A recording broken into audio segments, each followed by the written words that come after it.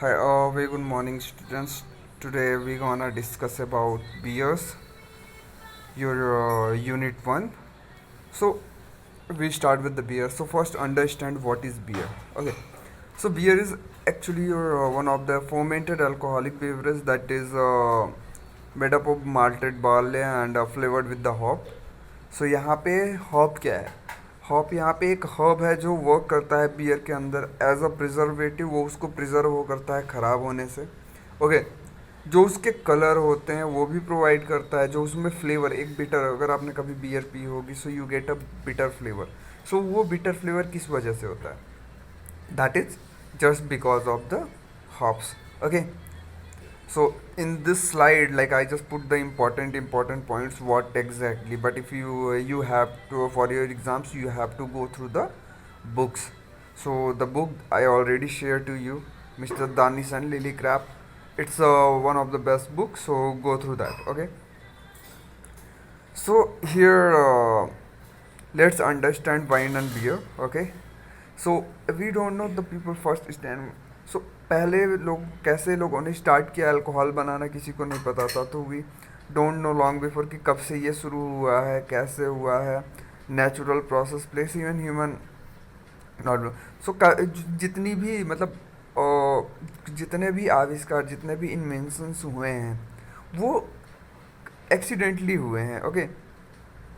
और wine, bears और या किसी भी अल्कोहलिक स्पिरिट में जो सबसे मेजर रोल प्ले करता है that is east.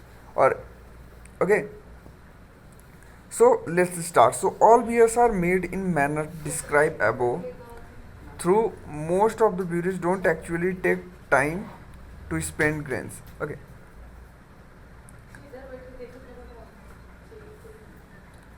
Instead they buy malt, which is what we call the grain that has been sprouted, roasted and grounded. So first understand what is malt. Malt is basically a grain.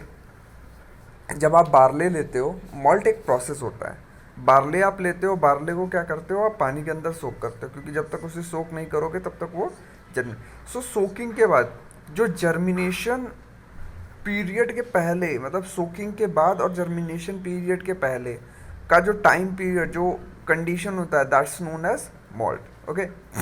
होता क्या है, आपने एक कोई भी grain आपने पानी में डाल दिया, भिगो दिया। तो कुछ दिन तक आप भिगो के रखते हो, लाइक एक दिन के लिए पूरा भिगो के रखते हो, तो उसके अंदर धीरे धीरे जर्मिनेशन हो, अंकुरण होने लगता है। ओके। सो अंकुरण के पहले वाला जो स्टेप होता है उसे क्या कहते हैं? मॉल्ट कहते हैं। ठीक है। तो मॉल्ट बेसिकली क्या है कि ग्रेन आपका सोक हो जाए, उसके छिलके उतर जाए, लेकिन उसके अंदर वो अंकुरण ना आए। ठीक है। स्प्राउटिंग ना हो। Okay. So beer making is based on that grain, yeast and water. So beer making के लिए सबसे इंपॉर्टेंट जो इंग्रेडिएंट है क्या है? वो है आपका ग्रेन, पानी और ईस्ट, क्योंकि बिना ईस्ट के वो फॉर्मेंट नहीं होगा। Okay. So instead they buy malt which is what we call the grain that has been sprouted, roasted and grounded. So this is basically the entire three thing is a process that is known as malt. So malt को क्या explain करोगे? The कि malt एक ऐसा stage है जहाँ पे grain को जर्मिनेशन से पहले, स्प्राउटिंग से पहले रोक दिया जाता है, उसको हीटिंग चैम्बर्स के थ्रू पास किया जाता है ताकि वो अच्छे से रोस्ट हो सके। फिर उसके बाद उसको पीसा जाता है, ग्राउंड किया जाता है, पाउडरी फॉर्म में, दरदरे पाउडर के फॉर्म में किया जाता है। That's entire process collectively known as malt. So beer making is based on your three ingredients, लेकिन इसके अलावा सबसे इंपॉर्टेंट इंग्रेडिएंट्स भी एक है, that is your flavouring and preserving, जो क्या है? हॉप्स है। Okay. So hop itself is has a little flour that people have adding to give me a moment.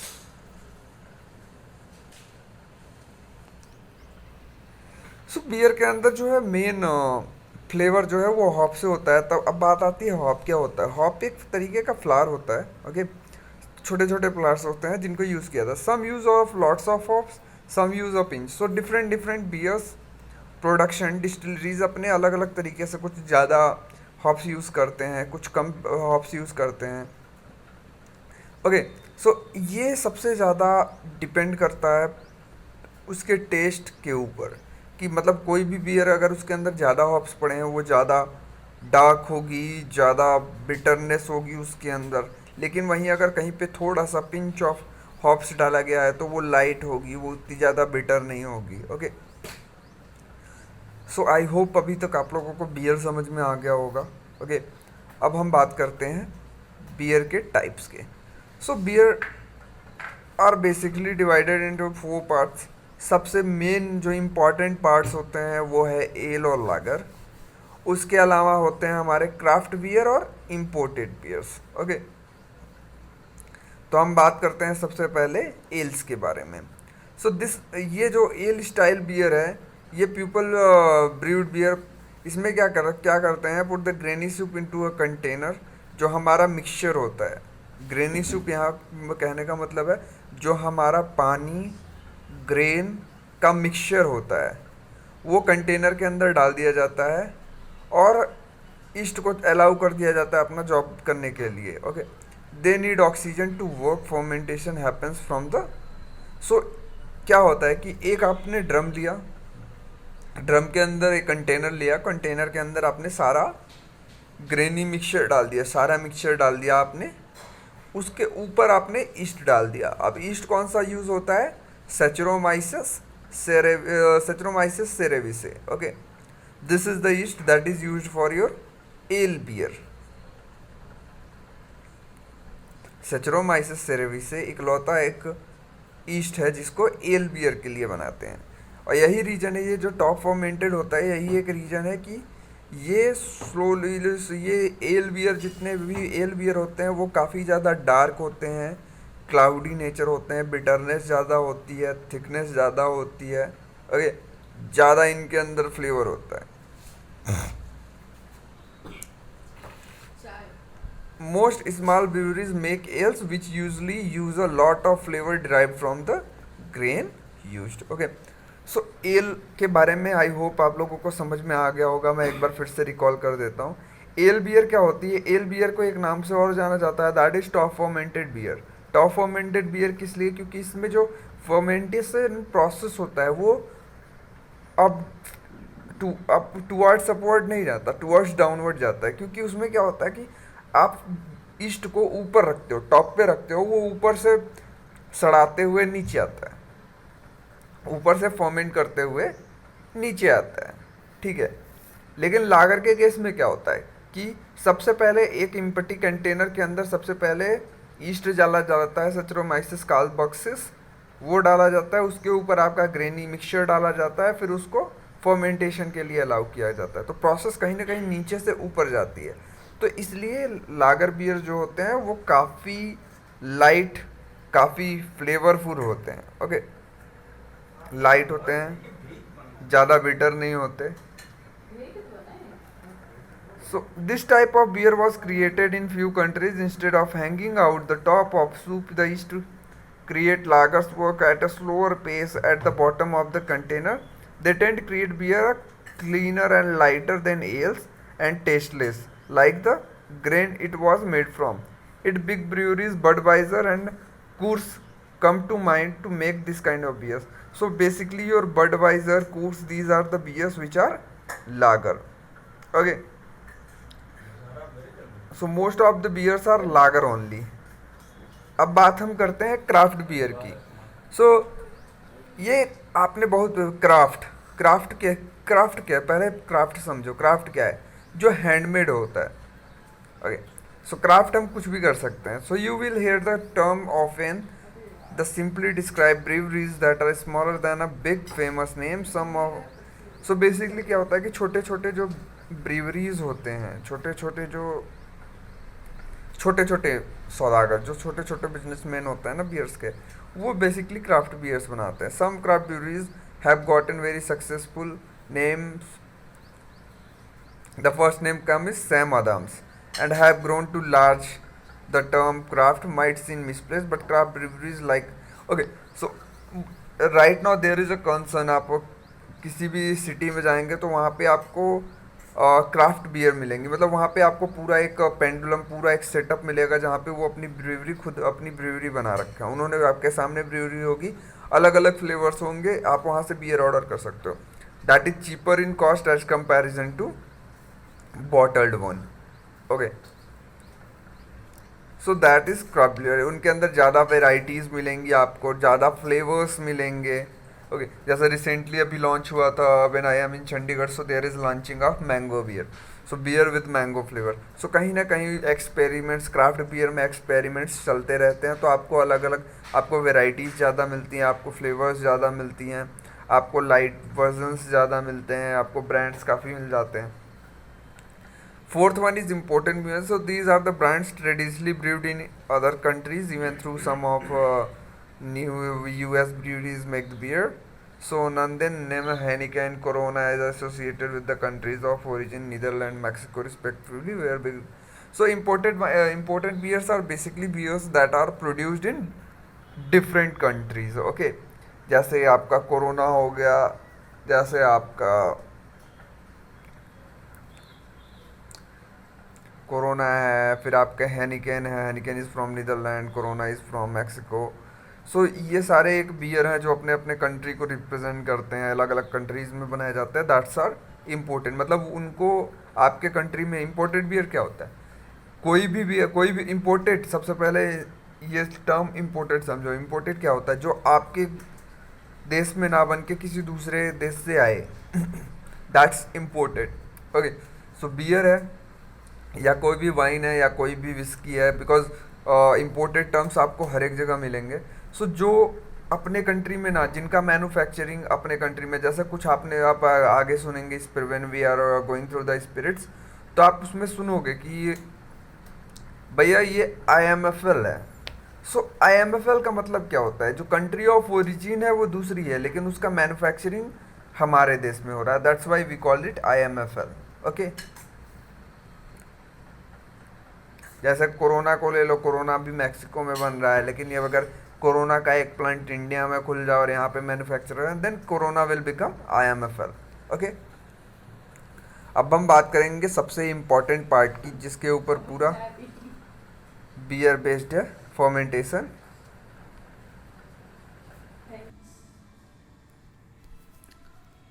तो अब हम मेन पार्ट की बात करेंगे, फर्मेंटेशन. सो फर्मेंटेशन क्या होता है?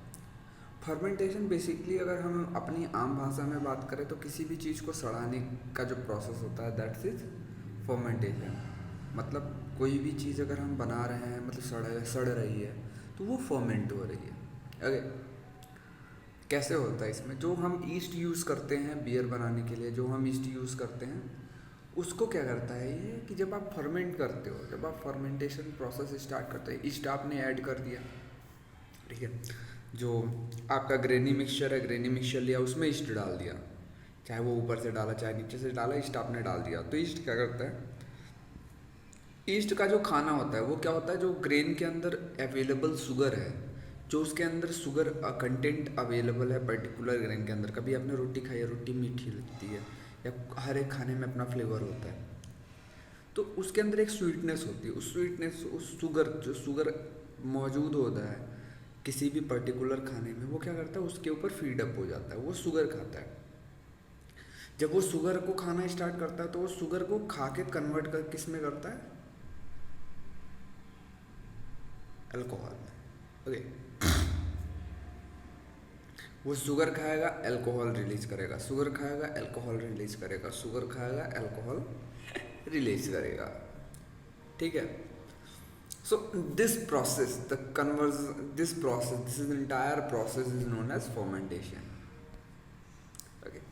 So no, not only can brewers can grain yet amount of hops they use, but they can also make small twerks like changing in temperature at which fermentation works, at tends to use warmer fermentation, larger happens to cooler temperatures. Okay, else जो है वो warm temperature पे करते हैं गर्मी, क्योंकि उस east के लिए थोड़ी सी वार्म मॉइस्ट टेम्परेचर चाहिए होता है, लेकिन लागर कूलर टेम्परेचर पे होता है. Colour, if you want to make a so called dark beer, so roast the grains until. Okay, तो बियर के अंदर कलर कैसे आता है? अगर आपको डार्क बियर बनाना है तो रोस्ट में ग्रेन को ज़्यादा रोस्ट करिए, so they will give you dark colour.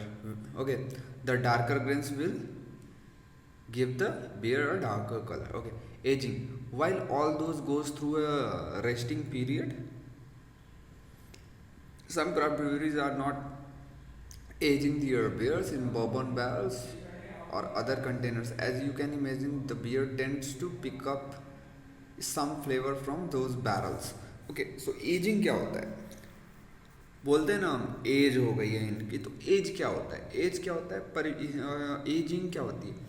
Ageing होती है एक रेस्ट पीरियड देना किसी भी पर्टिकुलर अल्कोहलिक बेवरेज को. जैसे आपके जो बियर्स हैं, बियर्स को ओक बैरल्स में या बियर्स को थोड़े टाइम के लिए रेस्ट पीरियड में रख देना, तो वो मैच्योरिटी पीरियड होती है. एक तरीके से आप समझ लो कि मैच्योरिटी पीरियड होती है एजिंग पीरियड. कुछ बियर 1 साल 2 साल 3 साल 4 साल ऐसे मतलब डिपेंड करता है. वाइन्स को तो सालों साल तक रखा जाता है जब फॉर एजिंग. विस्कीज आपकी रखी जाती हैं एजिंग के लिए. सो एजिंग से होता क्या है? एजिंग से उनके अंदर एक नया फ्लेवर और ज़्यादा कैरेक्टरिस्टिक्स उभर के आ जाते हैं. ओके, जैसे कुछ बियर्स के अंदर और कुछ विस्कीज के अंदर चारकोल स्मोकी फ्लेवर होता है. तो वो कैसे आता है? वो क्या करते हैं, ओक बैरल को फायर पहले अंदर साइड से बर्न कर देते हैं, फिर उसके अंदर स्टोर करते हैं. तो जो बर्न फ्लेवर होता है ना, वो जब एज किया जाता है कोई भी लिकर उसके अंदर, तो वो फ्लेवर एब्जॉर्ब करता है. ठीक है.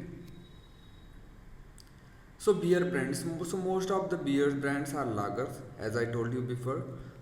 लागर 75% आपकी जो बियर्स होती हैं वो लागर ही होती हैं, which means they tend to be lighter and milder than many of the craft breweries tend to produce. Okay, so domestic lager, the famous name are Budweiser, Miller, Cooks. Okay, imported lager we have Heineken, Corona, all. Okay, so craft and regional beers. So most regional breweries tend to be small and are often called craft breweries simply because of their size. The craft brewery industry has a strong presence in the on-premise sector, restaurant, bars, hotels. Basically अगर आप लोग कभी भी molecule गए हों, सो वहाँ पे आपको मतलब चंडीगढ़ में, अमृतसर में आई थिंक है, बट चंडीगढ़ में है. सो आप जब वहाँ पे जाएंगे, so you get to see craft beers. Okay, but it is still smaller overall and they may would assume making around 12% of all the beers in US. Okay, so here we are finish with the bears.